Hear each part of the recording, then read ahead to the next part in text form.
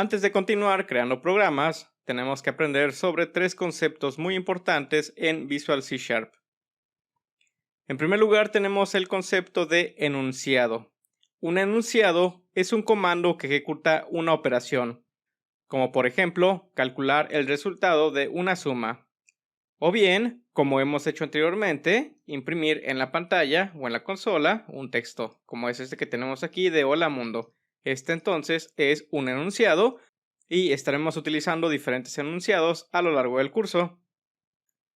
Si queremos reconocer un enunciado, bastará con que veamos con que al final termine con un punto y coma, como por ejemplo este console.writeline que tenemos aquí.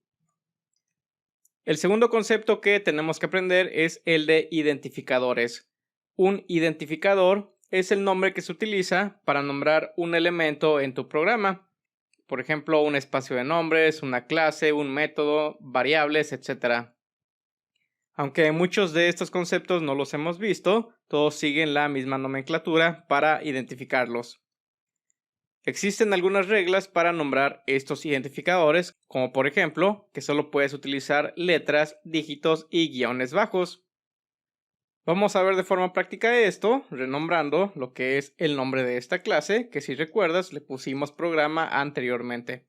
Entonces dijimos que podemos utilizar letras, ya sean mayúsculas o minúsculas, por ejemplo, resultado sería un nombre de un identificador completamente válido. También podemos utilizar lo que es un guión bajo, ya sea al inicio del identificador, si te das cuenta aquí no hay ningún problema, o bien al final del identificador, o bien en medio del identificador. Como podemos ver, no hay ningún problema con los guiones bajos. También podemos utilizar dígitos siempre y cuando el identificador no empiece con el dígito. Entonces, por ejemplo, podríamos aquí renombrar esta variable como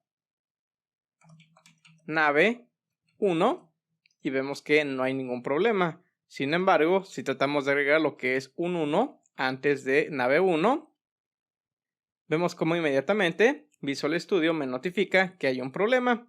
Y aunque el mensaje que se nos despliega es un error completamente distinto al error o la causa del error, que es básicamente que tenemos un dígito iniciando un identificador, esta regla debes de tenerla presente para no caer en este error. Entonces quitamos lo que es el 1.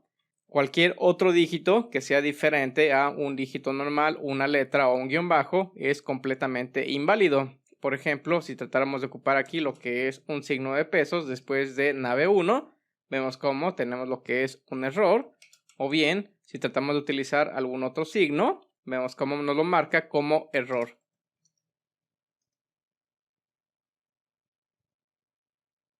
Un punto importante que ya habíamos mencionado anteriormente es que C# es case sensitive, por lo tanto, tal cual como lo escribas, tienes que utilizarlo posteriormente.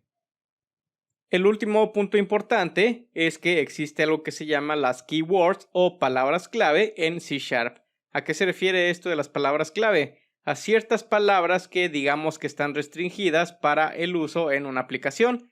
Y esto es porque el compilador o Visual Studio sabe que esas palabras las va a utilizar con cierto propósito. Por lo tanto, nosotros no podemos utilizarlas como parte de nuestros programas. Si nos vamos a la documentación oficial de C#, veremos que tenemos un artículo que se llama Palabras clave de C#. Y básicamente, aquí tenemos una tabla con todas aquellas palabras que están reservadas para el uso exclusivo de Visual Studio o de C#. Entonces, por ejemplo, si tratáramos de utilizar alguna de estas palabras como parte de nuestra aplicación, por ejemplo, este abstract o break, vamos a ver qué pasa en nuestra aplicación.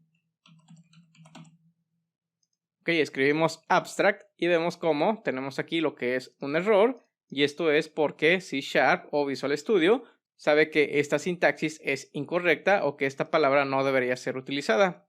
Vamos a utilizar otra palabra restringida, por ejemplo break. Ok, vemos que también tenemos lo que es un problema. Entonces, el uso de cualquiera de estas palabras clave en tu aplicación básicamente te va a mostrar lo que es un error. Por lo tanto, tienes que evitarlas. Esta liga te la voy a dejar como parte de los anexos de esta lección.